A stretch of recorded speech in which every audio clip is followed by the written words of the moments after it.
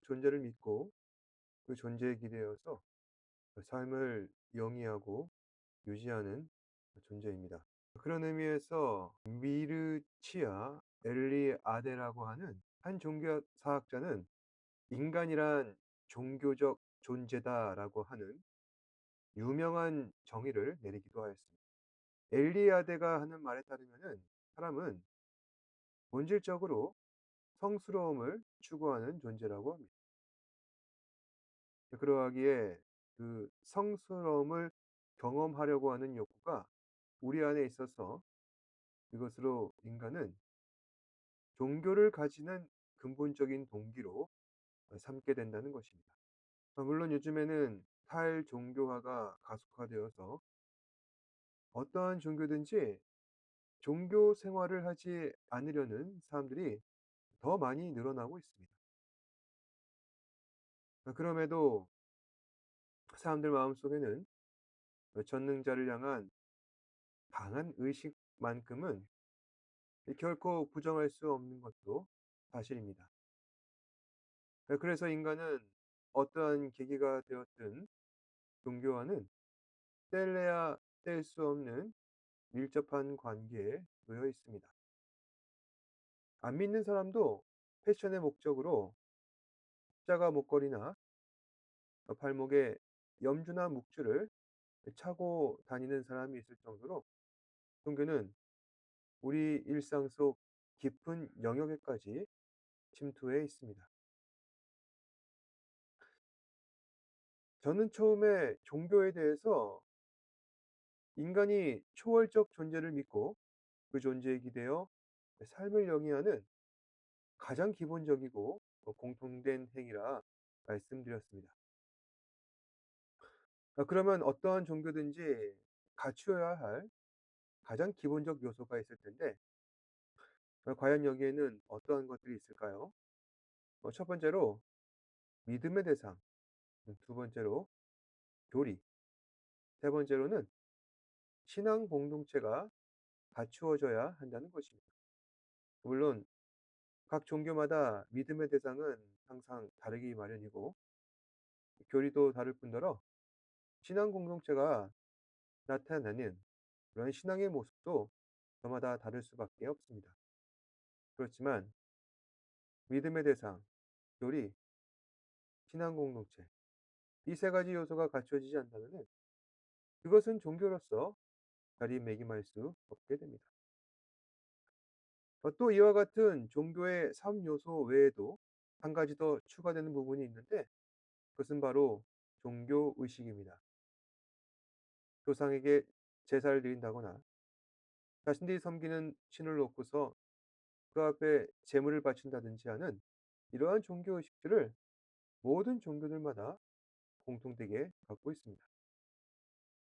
물론 체계적 교리와 조직적인 형태를 갖춘 고등 종교의 경우 종교의식은 덜 부각되고 오히려 관념적이고 이론적인 영역으로 더 발전되어 가는 그러한 경향들이 있기에 사회가 발달되면 될수록 종교에 있어서의 제의적 요소는 점점 더 약화되어 간다는 것입니다.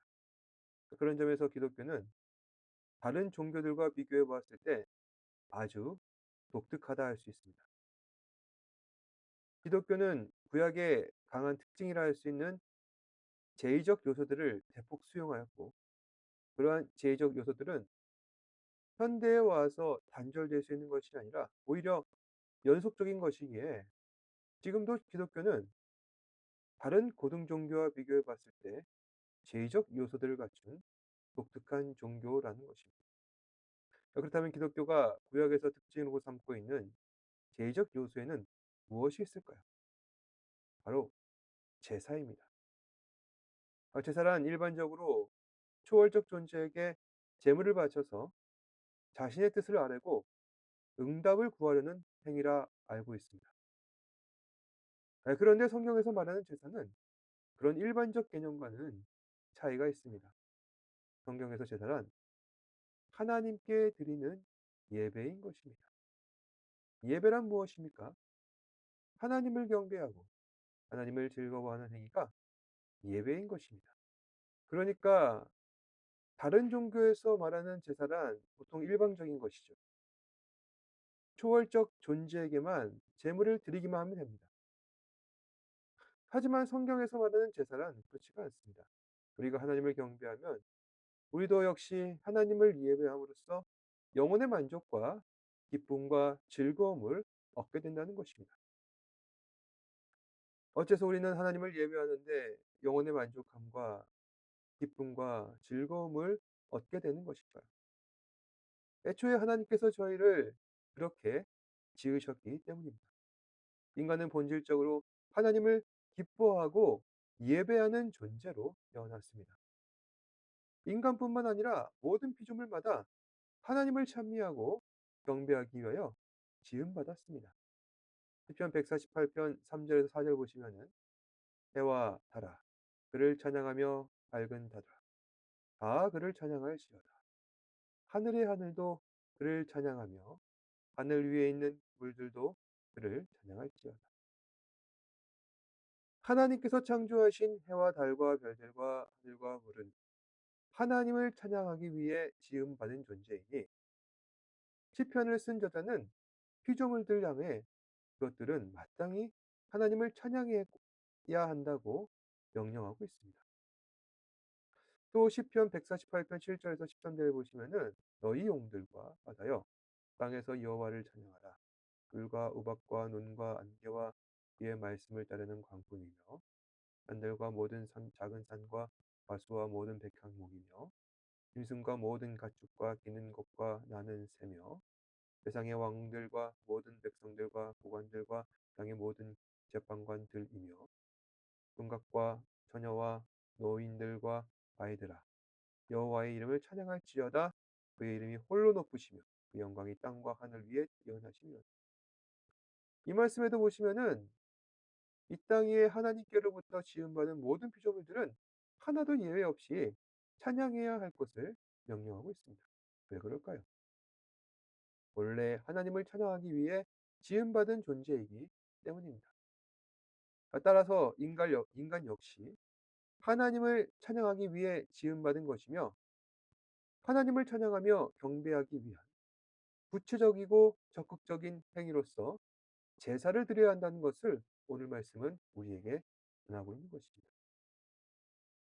그리고 오늘 말씀에서는 모세가 하나님께 명령을 받아 어떻게 하나님을 예배하고 제사를 드려야 하는지 우리에게 구체적으로 설명을 하고 있는데 그때 모세는 하나님께 말씀을 받기를 너는 내게 제사를 드릴 때 이와 같이 드리라며 5종류의 제사에 관한 말씀을 전하였습니다.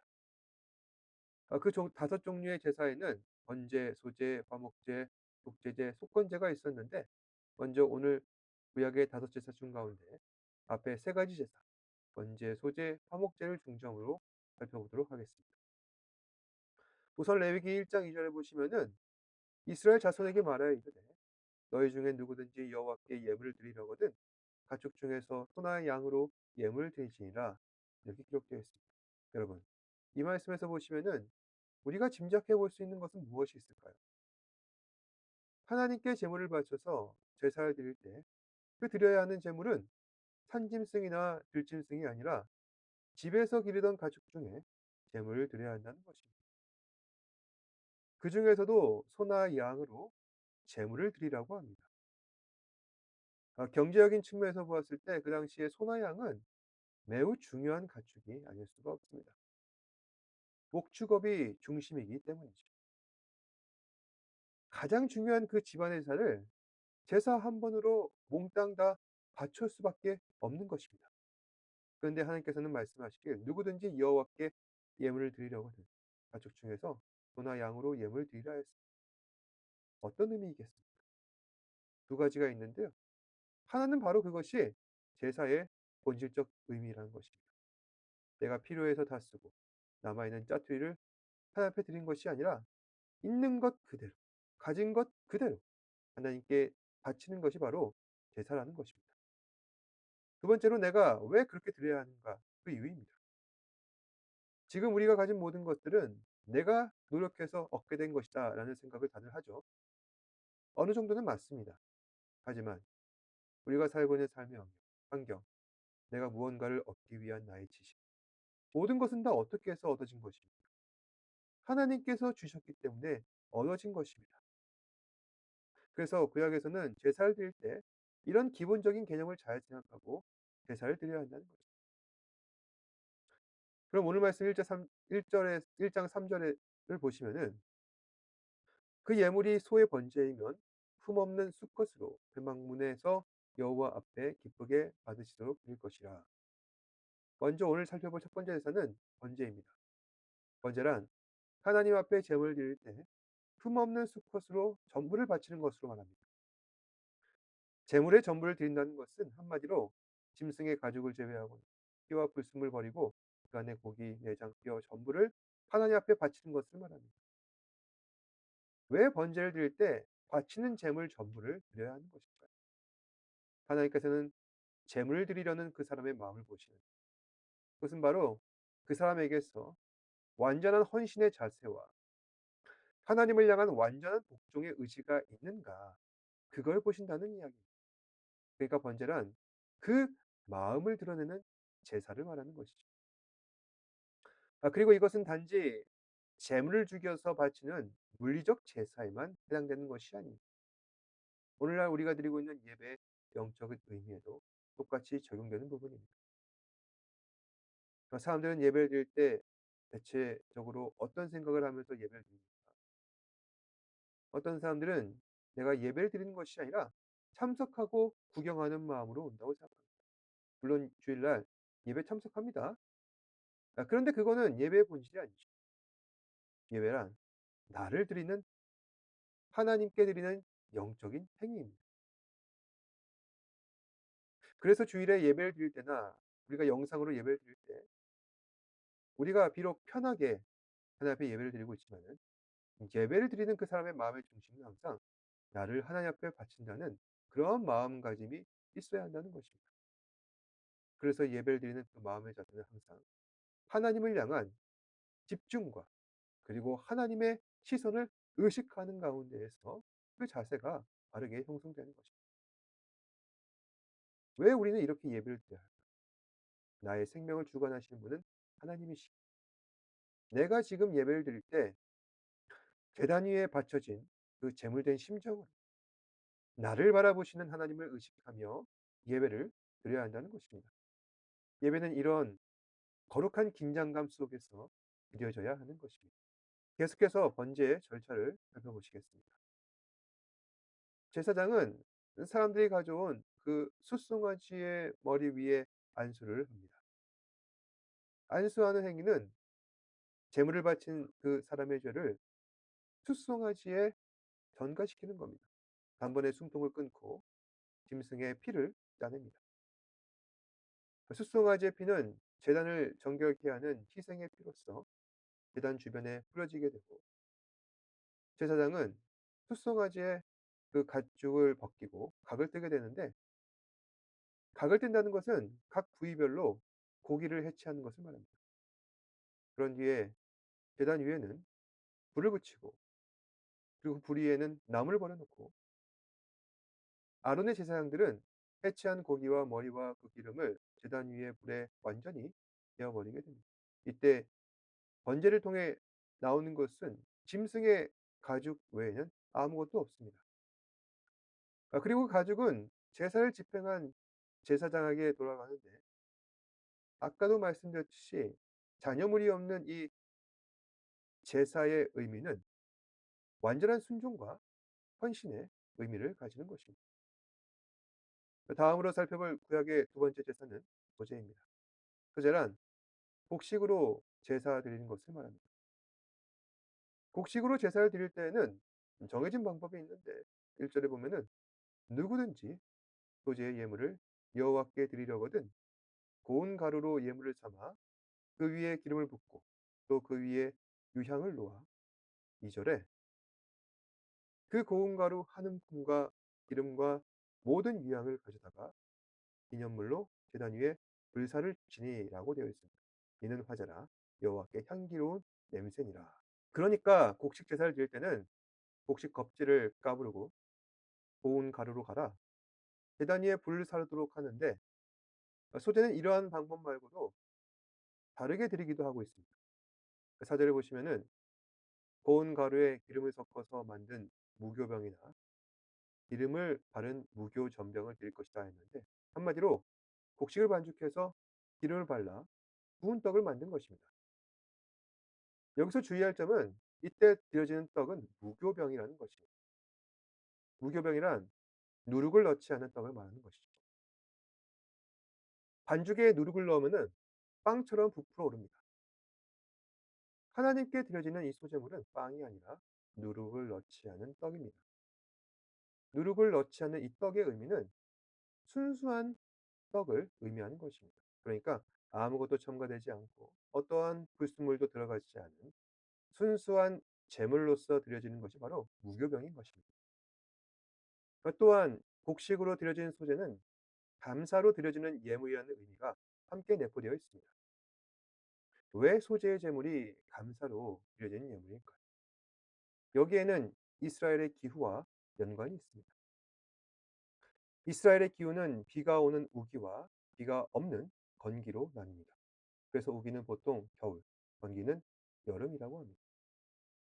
우기는 1월부터 이듬해 3월까지 지속되는데 우기 동안에는 아주 중요한 비가 2번 내려야 그의 농사가 잘 지어진다는 그런 얘기가 있습니다. 바로 12월에서 2월까지 내리는 장맛비와 3월에서 4월까지 내리는 봄비입니다. 성경에서는 장맛비를 이른 비, 봄비를 늦은 비라고 하는데 이른 비는 번기 동안 말라있던 땅을 촉촉하게 적셔서 농사 지을 수 있도록 좋은 땅으로 만들어주기에 이른 비는 중요한 비라 할 수 있습니다. 그런가 하면 늦은 비는 겨울 동안 익은 곡식을 무르익게 만들어주는 축복의 단비로서 이스라엘에서는 이른 비와 늦은 비가 내려지지 않는다면 그의 아무것도 거둘 수 없게 된다고 합니다.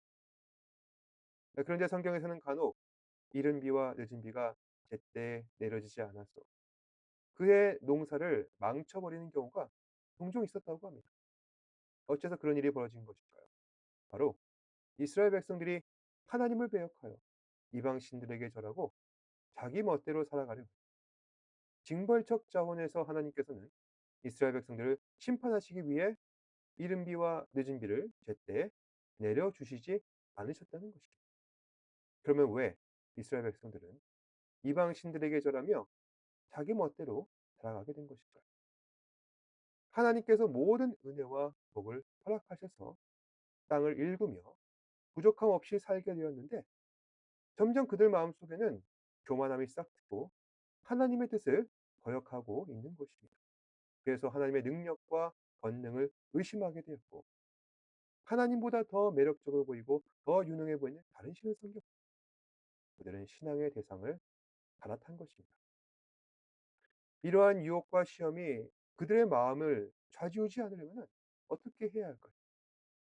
소제를 통한 감사의 제사를 드리고 하나님을 경배하는 그러한 예배를 충실하게 드리고 이러한 종류의 유혹과 시험이 틈타지 못하게 된다는 것이죠. 사실 우리가 드리는 모든 예배는 이 점을 유의해야 할 것이죠. 감사함이 없는 예배는 감동이 없습니다.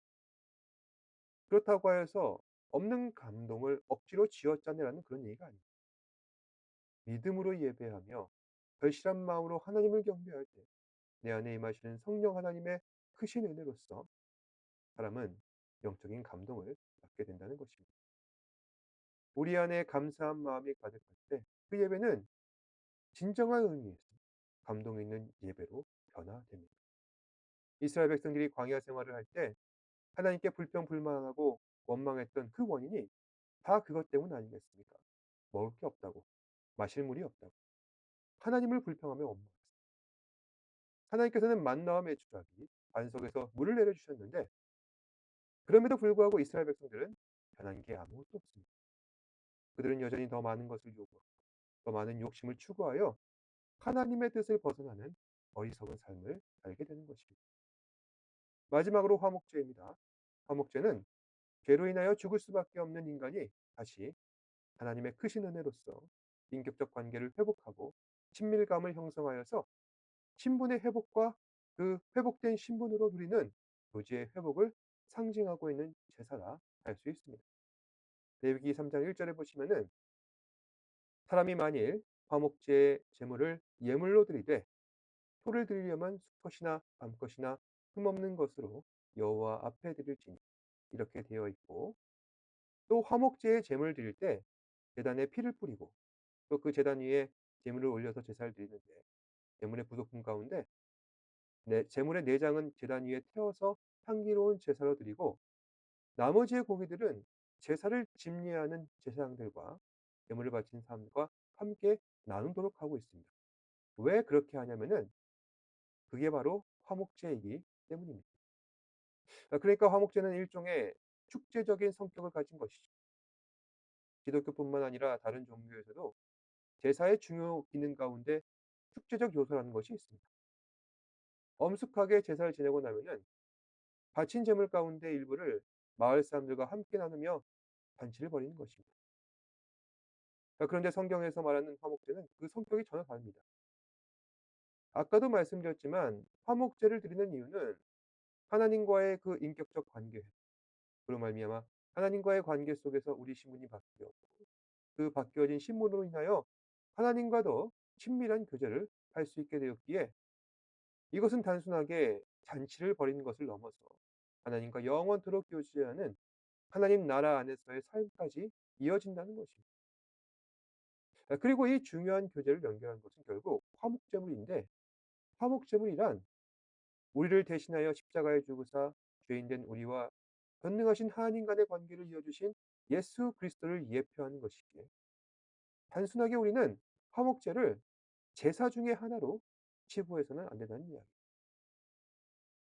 우리가 드리는 예배는 언제나 예수 그리스도 안에서 하나님과 친밀하게 교제하는 예배이기에, 항상 우리는 모든 예배를 화목제로 드려야 할 것입니다.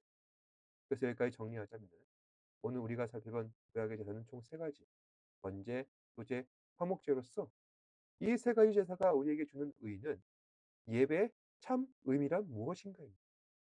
예배는 번제처럼 드려야 합니다. 자신의 전부를 온전히 드리는 마음으로 하나님 앞에 바쳐야 하는 것입니다. 또한 예배는 소제로 드려야 합니다. 모든 것에 감사하며 기쁨으로 반응하는 예배를 드려야 합니다. 마지막으로 예배는 화목제로 드려야 합니다. 우리의 모든 죄를 속하신 예수 그리스도를 믿는 그 믿음 안에서 하나님과 친밀하게 교제하며 인격적 관계를 회복하는 예배를 드려야 합니다. 여러분께서는 그렇게 예배를 드리실 수 있겠습니까? 제대로 예배를 드리면 믿음이 성장하게 됩니다. 믿음이 성장하게 되면 하나님을 더욱더 깊이 알게 되고, 삶의 고난과 어려움이 있다 할지라도 당당하게 버티고 견뎌낼 수 있게 됩니다. 여러분께서는 지난 한 주간 어떻게 보내셨습니까? 어떤 고민이 있으십니까? 지금 이 순간만큼은 잠시 모든 것을 다 내려놓으시고 믿음으로 하나님을 예배하며 전심을 다해 하나님만을 바라보시는 저와 여러분 되시기를 주님의 이름으로 축복합니다. 기도하겠습니다. 고맙고 사랑이 많으신 아버지 하나님, 전심을 다해 하나님을 예배하는 참 예배자가 되기를 소망합니다. 나의 모든 것을 드리며 기쁨으로 반응하며, 또한 주님과의 인격적 관계를 회복하는 예배를 드릴 수 있도록 우리 지체들 인도하여 주시옵소서. 지난 한 주간 삶의 어려운 부분들과 마음의 부침들이 있었는데 모든 것을 다 내려놓고 기쁨으로 하나님과 동행하며 예배를 드릴 수 있는 이 시간 될 수 있도록 인도하시고, 지난 삶과 또한 우리의 모든 것을 내려놓고 오직 하나님 한 분만 바라볼 때 다가올 한 주 가운데서도 삶을 온전히 기뻐하며 살아갈 수 있는 그런 삶을 살아갈 수 있도록 우리 지체를 붙잡아 주시옵소서. 모든 말씀 예수님 이름으로 기도드립니다. 아멘. 하늘에 계신 우리 아버지여, 이름이 거룩히 여김을 받으시오며 나라가 임하옵시며 뜻이 하늘에서 이루어진 것 같이 땅에서도 이루어지이다. 오늘 우리에게 일용할 양식을 주시옵고, 우리가 우리에게 죄 지은 자를 사하여 준 것 같이 우리 죄를 사하여 주시옵고, 우리를 시험에 들게 하지 마시옵고 다만 악에서 구하시옵소서. 나라와 권세와 영광이 아버지께 영원히 있사옵나이다. 아멘.